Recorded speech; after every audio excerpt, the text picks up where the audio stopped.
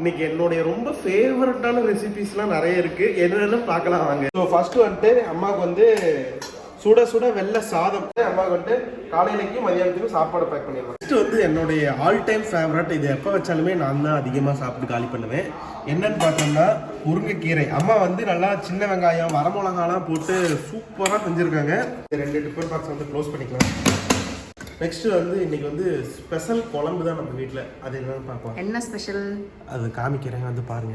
எப்பப்பெல்லாம் சாம்பார் இருக்காங்களோ அம்மாவுக்கு அப்பப்பெல்லாம் மூஞ்சில் வந்து 1000 வாட்ஸ் பல்ப் எரியும், எனக்கு வந்து அப்படியே 0 வாட்ஸாக மாறிடும். பாருங்க, எல்லாம் அம்மா பருப்பு தண்ணி ரசத்துல மிளகு தட்டி போட்டு பூண்டு வைக்கிற வேலைக்கு பூண்டு நிறைய இடிச்சு போட்டு சூப்பரான ஒரு ரசம் வச்சிருக்காங்க.